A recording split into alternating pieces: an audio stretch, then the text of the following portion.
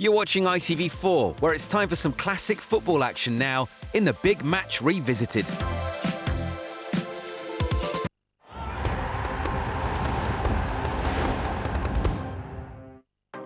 More great drama? That's just the job. Trust a Trader, sponsoring ITV4 Daytime. TrustATrader.com.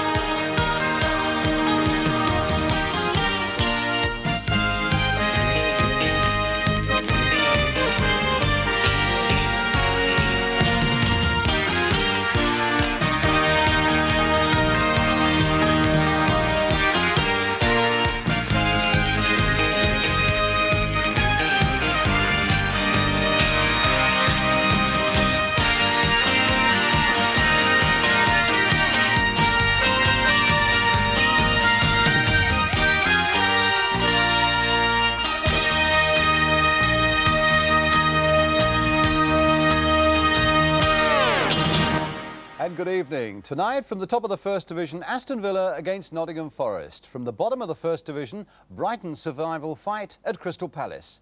And from the top of the second, Luton's late run against Bristol Rovers. 3 matches with plenty of meaning to them. The headlines now from Jim Rosenthal. Ipswich do themselves no favours. They lose at home to Arsenal. At the bottom, a great boost for Norwich at the expense of Cup finalist Tottenham. And there's trouble at Craven Cottage after Charlton's Derek Hales is sent off. But first, it's Aston Villa against Nottingham Forest at Villa Park. Villa getting back into action again after being beaten by Ipswich in midweek. Forest, for their part, wanting every point to earn a place in next season's UEFA Cup. The pictures from ATV, commentator Hugh Johns. And Villa's lingering doubts about Gary Shaw were resolved just a short while ago. Sent home from training yesterday with a heavy cold. He's all right now, so the front line is at full strength. In defence, of course, they're again without the suspended Alan Evans, so Gary Williams continues to partner Ken McNaught. Forest also miss a very competitive defender in Ken Burns, now serving his 3rd spell of suspension this season, which offers a recall to Dave Needham. Frank Gray is out, so Bryn Gunn takes the number 3 shirt. Up front, Peter Ward is now partnering Trevor Francis. And VIP interested spectator here today, Ron Greenwood, the manager of the team, there with director Harry Kurtz of Villa. Ron Greenwood, of course, keeping his eyes on the players that he has in mind for the Romania World Cup tie later this month. So Ray Chadwick, referee today from Darwin, up in the Lake District, gets us away. Forest in a chain strip, all in yellow, and a massive support here for the claret and blue jerseys and the white shorts of Aston Villa. Despite the defeat in the midweek, crowds are out in strength on a sunny day here at Villa Park. It's Viv Anderson rolling a long one back to Peter Shilton. Trevor Francis. It's an awkward ball for Anderson. It might let Morley in. It does. Skips away from Anderson, and then Mills. Morley's going well. Chip is brought back too far, I think. Bremner was there. Bremner tries one. Shilton's pushed Bremner again, and Shilton did bravely at the feet of everybody. Here's Cowans, flicked out to Morley, whose run started all this. It's Gibson into Mortimer. Cowans takes over. And finally, Forest get it away. But not for long. Comes Bremner. It's Williams first, then Swain. Needham trapping that between his knees. Robertson skips away from Swain, and there was a bit of a late tackle then. Free kick. Ward. Bremner treading on Ward's boot. And a free kick to Forest. Robertson, Ward moving down the left. Now he can attack McNaught. The players really are losing their footing regularly. Here's Ward, though. That's Francis. I was just saying how difficult it was for players to keep their footing, but Ward kept his remarkably well as he went inside the box there. Square this ball back to Francis, and his shot high over the bar. With taking Needham over in that direction as well. Mortimer's up in support. Goes instead for Bremner. And back again to Mortimer. And now for Morley. An enormous appeal for handball, which the crowd on that side of the ground seemed to see. But meantime, Mills comes forward. Oh yes, and Ward just trod on the ball when he wanted it to run in front of him. But Forest attacking now with Robertson. You got support from behind by Gunn. Here's Gunn. Ward. Good try. Oh! And Francis was so desperately close to getting in on the end of that shot. I mean, Ward was close enough with the first shot. Certainly had Rimmer going. Ward's turn. And his shot is wide of Rimmer, just wide of the post, and there's Francis failing to make contact. McNaught now. Oh, gave it away to Gray. McNaught's header. Shaw. It could drop for Mortimer. Now with Mills holding his head, but the free kick given in Villa's favour. Let's see what actually caused that clash of heads. Which really goes up there. That was an elbow in the ear, I think. Ron Fenton's there, Jimmy Gordon's there, the doctor's there as well. And now it's Gibson. Shaw. Touch for Cowans. And Anderson finally boots the ball clear. McNaught's header forward. Anderson out. Mortimer up. Francis going as well. Bremner hoiks that one in the air. And Anderson decides that's the safest thing to do.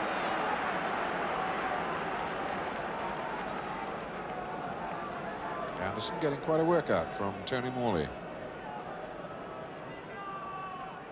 Shaw with Orse at his back. And it's Morley again. Against Anderson. That's a nice looking... Oh, that was a push. Yes, a penalty. Robertson on Bremner. Right in front of the referee, and I don't think, though we've seen some controversial ones recently, I don't think we can make too much argument about that. Beautiful cross in by Morley, and now look for Robertson. There it was. Little push away, and see how close the referee was. He couldn't miss that. Gordon Cowans is been a bit short on goals. Is Gordon Cowans this season? 4. Scored 1 penalty against Everton in his last 24 games. He's got that one all right. 1-0, Aston Villa. So the one he missed against Tottenham, he wasn't going to make that mistake again. And the Holt End celebrate their side going in front after, what, some 29 minutes. Now Gary Mills back on, a little blood on his shorts and probably a couple of stitches around the region of his eye, left eye. Swain. That can drop nicely for With.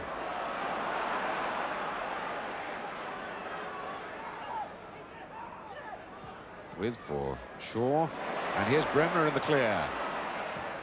That ball stood up and bobbled away from him. He's entitled to have a piece of it then. Shaw laying it off because Bremner wasn't picked up. He had a lot of space to work in. And as that ball came down, it just drifted away to his right, and he miskicked. Mortimer just enough, and Francis is there as McNaught hesitated for a second. Mortimer, that'll come to Ward. Oh! very nearly deflected in by McNaught. These meetings have often produced own goals. So here's the corner. Knocked in well again, an awkward twisting ball from Gunn.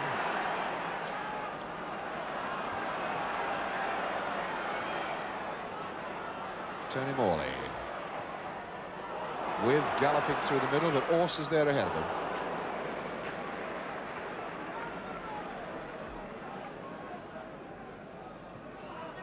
Robertson for McGovern. Fierce challenge by Cowans. With Shaw. And between them, McGovern and Needham stop Shaw. McGovern now. Gunn. It's not a bad ball for Gray. McGovern. Francis.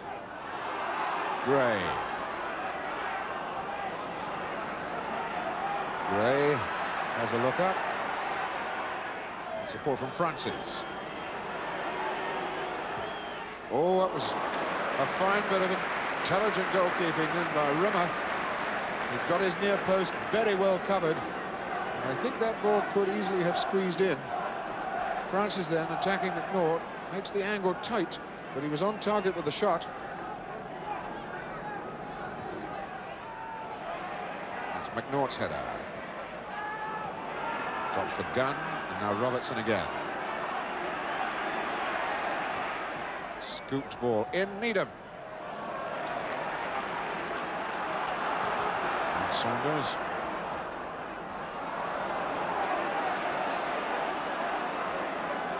Swain. Goalkeeper's ball. Well, they're not really giving Peter With much of a chance. Some of the stuff they're knocking in, Villa. Orse now for Forest. There's Ward.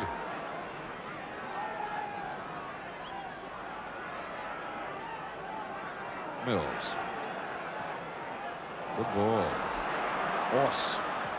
Hard and low, and a missed kick by Swain. A punch by Rimmer. Here's Orse.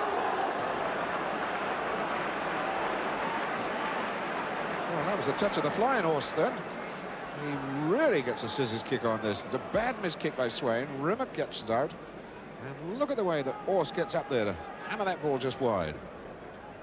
And Orse.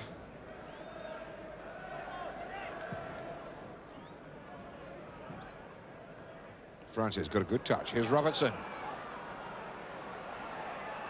Robbed by Swain. Oh. Orse brought down Shaw, and the referee intelligently allows play on, gives the advantage. It's Morley attacking Anderson and looking for Wynn. Yes, a very, very well-constructed goal, beautifully taken, and the referee plays some part in that for giving the advantage so well. But Peter With the scorer. 2-0 Aston Villa in stoppage time at the end of the first half. Morley's break, a beautifully delivered cross. It's difficult, I think, for Shilton to cut it out. You can see now as it came across, and With arriving on the far post with a perfectly placed header. Well, what a fine time for Aston Villa to strike again. Because there is the half-time whistle, and Peter With scores his 19th goal of the season to put Aston Villa in a very commanding position here at half-time. With's goal added to Gordon Cowan's penalty, sending him off at half-time. Aston Villa 2, Nottingham Forest 0.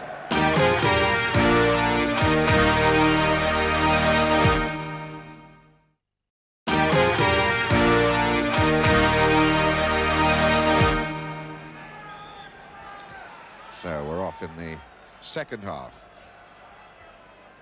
As Aston Villa, heartened by the half-time score up at Portman Road. So now we're looking for a free kick here from Gordon Cowans.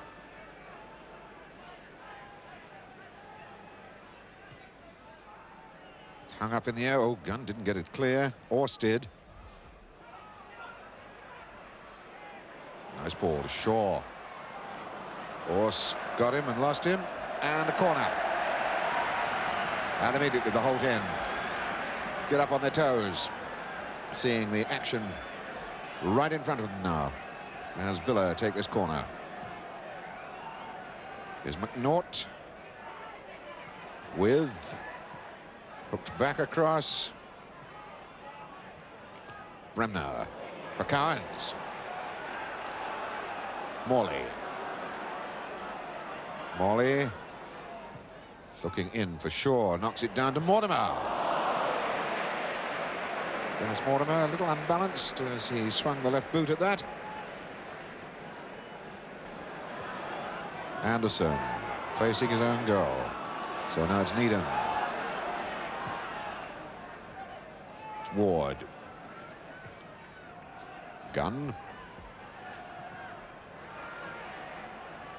McNaught getting there. And so did Bremner. Did well. Now it's With. Swain joining in this attack. And there goes Ken Swain now. Shaw waiting for the cross ball. It's a good one. And Shelton judged that to perfection. Because if his fingertips hadn't got hold of that ball, Shaw would have scored. Swain looks up, measures it, but couldn't get squeezed past Chilton. Look where Shaw was. Meantime, Mills is pushing Forrest forward. And he's done well. And Anderson. And again. Well, that ought to have been in the back of the net. Mills did so tremendously well with this run.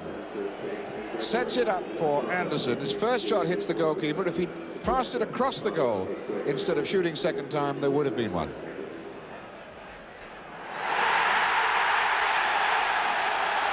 Well, the enormous roar that's gone up as the crowd realise that Arsenal are 2 up on Ipswich.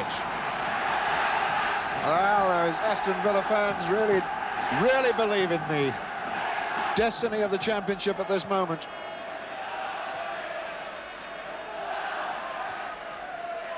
That's Mills. There's McNaught's header. With couldn't get there. Needham now. Mills. Anderson. Anderson going on his own. Stopped by McNaught. And here's Shaw. And here's a break on. 3 against 3. Now it's 4 against 4. It's Morley looking for the shooting angle. Couldn't get past Chilton. Robertson in for Orse. Just hoiked away anywhere.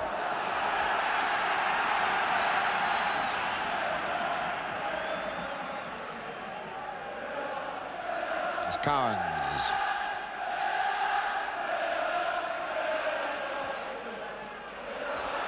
And With is in. Orse got there. With will be first to the ball again, though. Now it's Morley.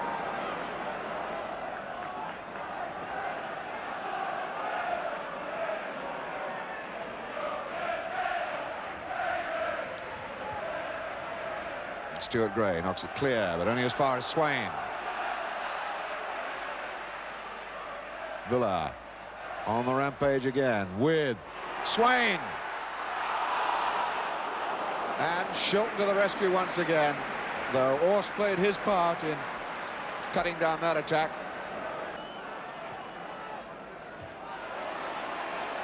Gibson went flying in on that challenge then.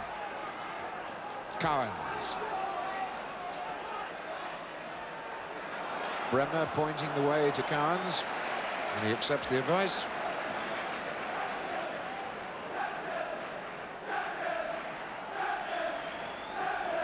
Well, a tremendous amount of sound coming up now for Villa, and this time Mortimer is there, and Orse bangs that ball clear. Well, that time it did rather look as though Mortimer might have been offside, and I know Orse certainly thought so. The linesman didn't give that one, though. That's where Mortimer picked it up. That's where Orse bangs it away. Shaw and McNaught, the attacking players for Villa in the box. Oh, and it'll come to Shaw. Shaw trying to get another bite at it.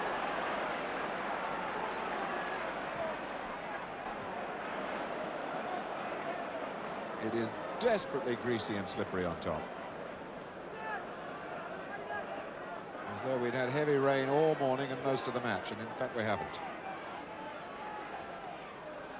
Francis trying to make progress up the touchline, didn't get anywhere. Peter Ward for Francis.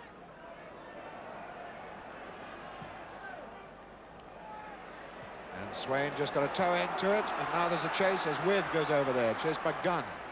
You get support from Shaw inside. And now Moore joining in. Swain is going down the touchline, but Cowans it is here. He tried one, and here's Bremner, and he feeds Morley. And this could spell danger again. Gets to the line, wins a corner. Off Needham.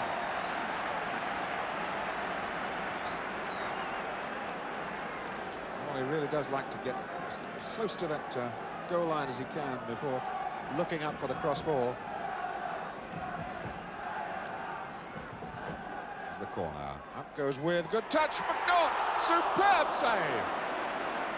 Shilton from McNaught. Superb goalkeeping. But look at the way that Peter With gets the first touch here and knocks it on over his head. McNaught thundering in with the header, and Shilton's reactions razor sharp. It's Gunn now. Now Ors. McGovern to Gunn. Touch for Ors, and McGovern's gone forward. It looks useful. That is, oh, well, it just needed a toe-ender from Peter Ward then. And he didn't seem to stretch for it. How very strange. McGovern going forward onto this ball from Ors. And hits it across the face of the goals. Oh, it was, in fact, quite a long way in front of Peter Ward. Good head by Ors. Here's Cowans, though. With down to Bremner, and With goes after the return ball, chased by Ors. Crosses in for Cowans. Shaw, and With. Peter shot right at his feet. Well, they were mates 3 years ago when Forest won the championship. And there was a certain friendliness about that clash between them then. Ward. And now Mills. Mills again. Anderson. Mills. Anderson tries to get there, didn't. Looked for at least obstruction, but there was nothing given in his favour. We're in stoppage time now at the end of this game. And there can't be too much of that. With Cowans. Morley. It's just a question for Villa now to hang on to the ball, because referee Ray Chadwick has ended the game. Aston Villa, those two first-half goals have picked up 2 points, which might just be the clincher when it comes to the end of the season. Peter With, the hero, a word from Peter Shilton, and wasn't that a superb goal that Peter With put past Shilton in the first half. Gordon Cowans, whose penalty kick set Villa on the path to victory. A victory that they've wrapped up here at Aston Villa, where the scoreline is Aston Villa 2, Nottingham Forest 0. Indeed, Villa back on the winning run again after that home defeat by Ipswich, and really playing some stuff there as well. And this, of course, on a day when things went badly wrong for Ipswich, and what a roar of approval that scoreboard news received early in the second half at Villa Park. Jim, the overall situation now. Well, Brian, the week really has gone full circle for Ipswich. Dejection after their semi-final defeat, jubilation on their victory at Villa, and now right down in the dumps again, beaten 2-0 at home by Arsenal. A dreadful day to choose for their first home defeat in 46 games. Peter Nicholas scored a disputed opening goal, and another former Palace man, Kenny Sampson, headed the second after an hour. So Villa 3 points clear once again, but Ipswich with a superior goal difference. Southampton up to third after a 2-2 draw at Leicester, and we'll be seeing how that affects the foot of the table later on. Then West Bromwich Albion beaten 2-1 at Manchester United, and Arsenal both on 47 points. Liverpool on 46, a goalless draw for them at Leeds. And to add to Ipswich's misery, Eric Gates was taken off with a torn calf muscle. He's got no chance of playing at Norwich on Monday or of facing Cologne in the UEFA Cup on Wednesday. And Cologne also had a setback today. They lost 3-2 at home to Borussia Mönchengladbach. So Ipswich 3 points behind, remember, with a game in hand. They're at Norwich on Monday, then Manchester City at home, Middlesbrough away and Southampton at home. Villa, they're at Stoke on Monday, home to Middlesbrough, and their last match at Highbury. All right, coming up next, Luton Town with eyes on promotion against Bristol Rovers.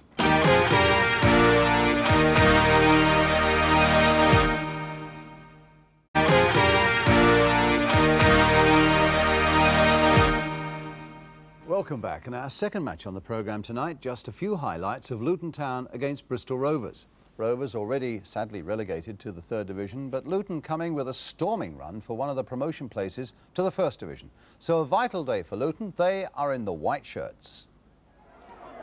Now Antich has crept up and Donaghy's over the far side. And Saxby goes forward. Ricky Hill. Saxby desperately unlucky there, and Gillies takes it away from Moss as he came in. That's a good ball to Randall. Williams is coming up fast. This is Randall here. Brilliant save. Rovers beavering away, trying to stop them turning, and they've succeeded. Or Emmanuel should have done, but he's lost it now. Stevens.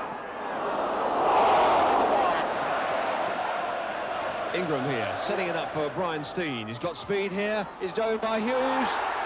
Penalty. Nicely set up by Godfrey Ingram. Now Hughes has got to be careful. Steen is away. He's shaped for the challenge, but he's already down. And he misses that one, but Stevens is in. So McAllister does a good job, but the Bristol Rovers players complaining bitterly because it looks as if it's going to have to be retaken. McAllister, did he move or did he not? Yes, according to our pictures. Moss again. Well, David Moss, fortunate perhaps to get another shot at that one. This time varies it a bit. The goalkeeper went the same way, and the net result, it's 1-0. Well, a harsh penalty, perhaps, but 1-0 to Luton the result, and despite the doubts of their manager David Pleat, that victory keeps them right in the promotion picture. There they are in 5th place, level with Swansea, surprisingly held at the Vetch to a 1-1 draw by Cardiff. Leighton James, the Swansea scorer, and he also missed a penalty. Blackburn on 45 points. They also dropped a home point in a goalless draw with Bolton, and the pressure spreading to Notts County. Same result for them against Preston, but the champions West Ham march on with a 2-0 win at Orient. Right, our third game tonight. For that, we go to the bottom of the first division. Crystal Palace against Brighton. Palace already doomed, and Brighton coming to this match third from the bottom and 2 points adrift from safety. And their manager was in no doubt about the consequences of possible relegation. Well, these are certainly troubled times for the Brighton manager, Alan Mullery. I want to stay with the club, he told me today, but I know I can get the sack if we are relegated. And he criticised his players in saying, I've been let down. A lack of basic commitment is the major reason for our current plight. Well, here is the Brighton side that Alan Mullery has chosen for a match where he must look for 1, if not 2 points. A new name at right back, Chris Ramsey, playing his first game. The experience of Peter O'Sullivan and Gordon Smith has been restored to the Brighton side. Crystal Palace, meanwhile, already relegated, field this side. It's got Jim Cannon back in the defence after a hamstring injury. And in a weekend where Billy Gilbert is named again in the England under-21 squad, he finds himself as the substitute. The referee is Leslie Burden of Corfmullen in Dorset, on an afternoon when the linesmen here are carrying experimental flags that they think may show up better against the background of crowd and advertising hoardings. So Brighton, in the all dark strip of blue, get us away, attacking the goal to our right. The linesman flagging furiously on the far side, and whether the referee didn't notice him or not, I don't know, but the game's been allowed to go on a day, of course, which is absolutely crucial to Brighton's First Division survival. In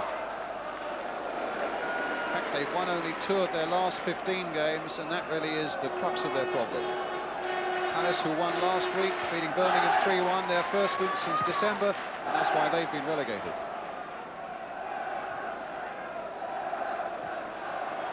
Steve Lovell for them now, getting it in here towards Ian Walsh, knocked back there to Langley, and Digweed down. And suddenly for a moment it looked as though Brighton were going to be opened up. Tommy Langley, who scored a couple of times last week in that victory over Birmingham, being allowed to go a long, long way, knocked back there nicely by Walsh, and Langley not quite getting the right connection.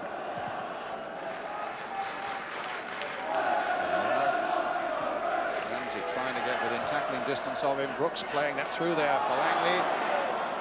Advantage played there, and suddenly Sean Brooks is right in there. Digwood is out, and just wide there from Tommy Langley. And Brighton was suddenly in desperate trouble there, and it was Sean Brooks who really was provoking most of it.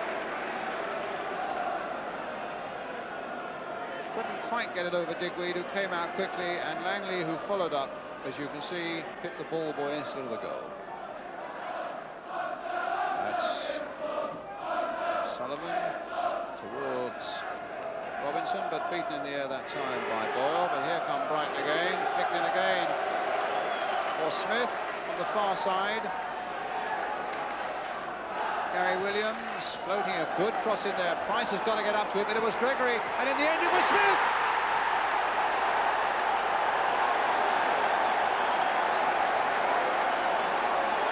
Well, it hit a player about a yard outside the line, and Palace are looking so hard at the linesman, they must have felt there was an offside situation.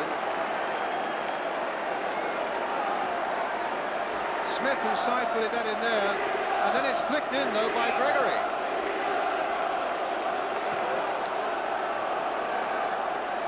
So Palace 0, Brighton 1, 11 minutes gone, and Gregory the scorer.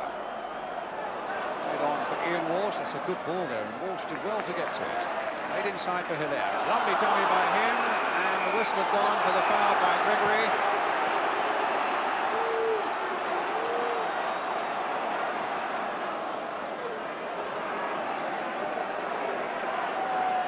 And it's a Palace free kick.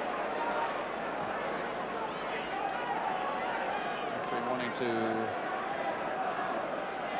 complete a bit of advice that he was giving to John Gregory before he allows his free kick to be taken. Palace have got a few people forward from the back. Boyle, Cannon and Hinshelwood all there on the far side. Sean Brooks there curling a good one in on the far side, and Digweed saved well. And Robinson with a chance to get this away, but Brighton were very, very nearly beaten there by a lovely free kick and a late run, and the goalkeeper in trouble at the other end. Perry Digweed obviously stunned, and I would think the referee will want to stop this before it goes too far, with a goalkeeper in the state that he's in, and in fact it's been stopped, and already attention is on hand from the Brighton physio. And obviously Digweed is in a bit of trouble there. It was a lovely free kick that was floated in by Sean Brooks, and Boyle and Cannon were coming in on the far side, and it was Terry Boyle whose shot was saved there, or header was saved by Digweed, but Digweed was injured in the process.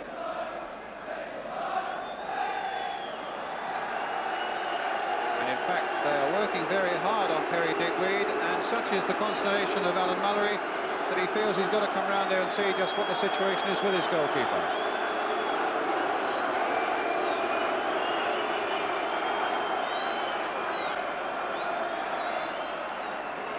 This is how it happened, as Terry Boyle quite legitimately came in there seeking the ball, and sadly for Perry Digweed hitting him.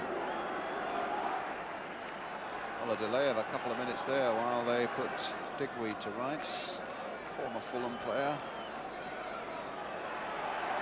And again going on with a drop ball, and I would have thought, of course there's no sentiment in this game, I would have thought that the one thing that Palace will want to do now is to pepper the Brighton goalkeeper with as much as they possibly can. So Horton with the free kick for Brighton. Foster on the far side there, but corner given.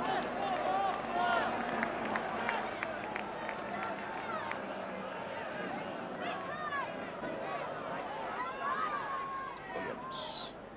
Smith. Now Horton played in for Smith again. Looks promising this. Foster. And nodded off the line there. But there's O'Sullivan trying to float it back in there. Andy Ritchie in there. And Ritchie claiming that his effort was over the line. But the referee was placed well to see that it wasn't. And in the moment it's Ramsey now playing it in there again to Ritchie. And the ball out of play. It was Gordon Smith who played it in. And the header off the line there by the number 3, Paul Hinchelwood. And the referee deciding it did not cross the line, although Brighton were claiming that it did.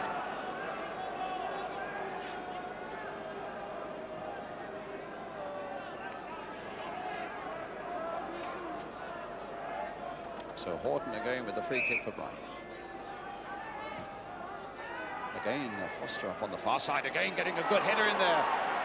Oh, and Palace all over the place there. That's not the first time today, and in the end they were lucky to get a goal kick. And there certainly was a suggestion of handball at the start of that melee, as Horton floated this one in. And Foster again up so well. I think the handball came in there, but Jim Cannon got away with it. Well, they haven't looked that good when it's actually got into the penalty area, Palace. Some of their approach work has been quite promising, and you feel that if they just get that right, then people like Langley and Walsh could cause quite a few problems for Brighton this afternoon. But Brighton are still leading 1-0.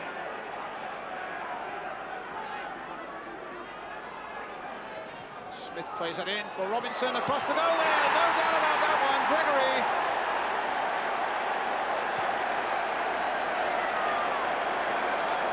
Oh, Palace were like statues in defence there, as that went right across their 6-yard line, and John Gregory scores his 2nd goal of the game. And if there was an element of doubt about the first one, in terms of it being offside, just look at the way he was allowed to steal in at the far post there.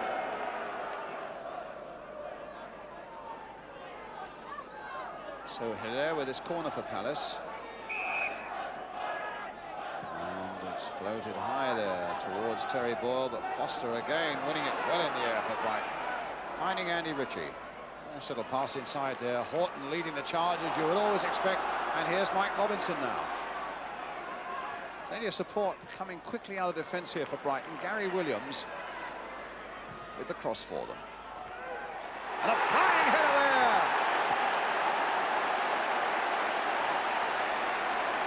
Well, Gordon Smith really hit that with all his neck muscles going. And that surely puts it beyond recall there.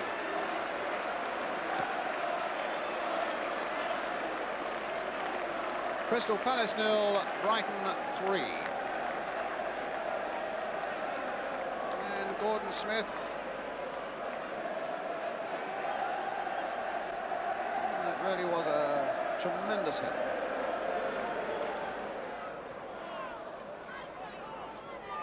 And a corner given there to Crystal Palace.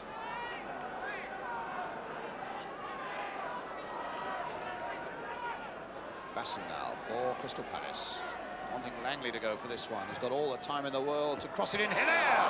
And well saved by Digweed.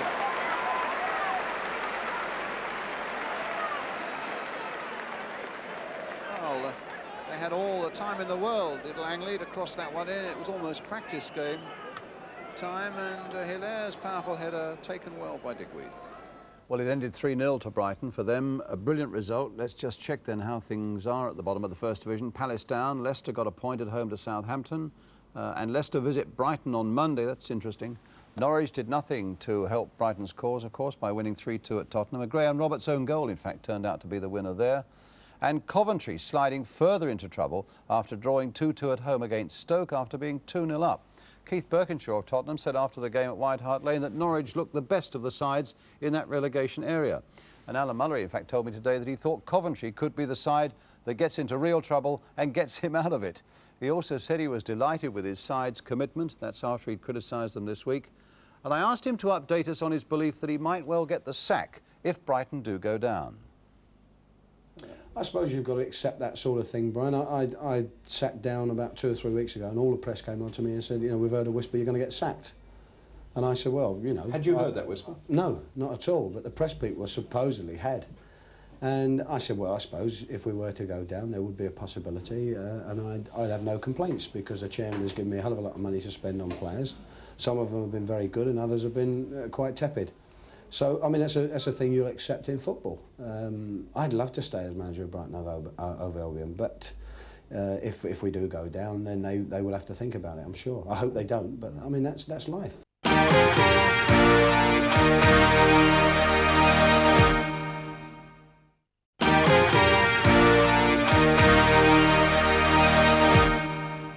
Now it's time on the programme for Golden Goals 1981. And we've cut the 12 goals we showed you last week to a final 6. And this week we invite you to cast your vote. What you have to do is to place each goal in an order of merit, which is best, which is second best, right down to the 6th best. Let's get cracking then, our 6 of the best. Goal A is by Andy Peake of Leicester City against Liverpool. And Leicester, let's look back and reckon that they've made more chances than Liverpool. But they're still scoreless. Here goes Peake, setting himself for the drive. Oh, what a goal! That is beautiful! Andy Peake, his first ever First Division goal. He'll never score a better one. Goal B by Phil Boyer of Southampton against Ipswich. Goal on the decoy run. Williams, Keegan, chested down and away by Mariner.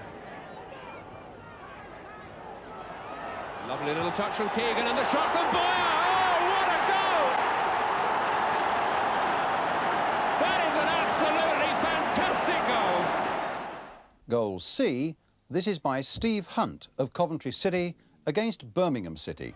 Gillespie, Gallagher, firm and positive in the air. Hunt keeping his feet on this surface. Thompson, Hunt in again. Yes, a beautiful goal. Steve Hunt. Goal D, Trevor Francis, Nottingham Forest against Aston Villa. And a break for Forest. That ball was charged down, Wallace breaks forward. Anderson going to his right, here goes Viv Anderson. And a touch from Francis and it's 1-1. Trevor Francis has got the goal. Goal E, Gary Shaw of Aston Villa against Nottingham Forest. Shaw. Morley feeding it into Geddes. Shaw. Shaw doing well for Mortimer as Swain breaks on the right. Geddes coming near post. That's Shaw. That's 2-1 Villa. There's nothing wrong with that one at all. That was a beautifully constructed goal. And finally, goal F, David Cross of West Ham against Watford.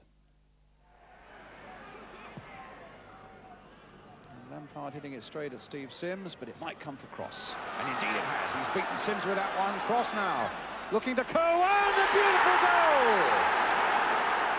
Remember, an order of merit, all 6 goals. To recap then, goal A, Andy Peake. Goal B, Phil Boyer. Goal C, Steve Hunt. D, Trevor Francis. E, Gary Shaw. And goal F, David Cross. 1 week nearer the end of the season then, and still so many issues still to be resolved. And so much of it over the last tense weeks of the season, of course, must be down to the attitude of the players themselves. And Perry Digweed, the 21-year-old Brighton goalkeeper, certainly proved that. It was a terrible injury that he'd received in the first half at Crystal Palace. he battled on, he bravely made more saves. Really, it was the fighting spirit that all managers look for at this stage of the season. Good night. Brighton kept that away, but they could be getting into trouble. And Digweed bravely down at the feet of Langley and then at Walsh. Wanting Langley to go for this one. He's got all the time in the world to cross it in. Hilaire! And well saved by Digweed. Nicely for Walsh. Now, can he make something of it? An overhead by him. Langley trying to get in on the end of it. And now here's Hilaire with a chance of a shot. Oh! Well, it was tipped away by Digweed.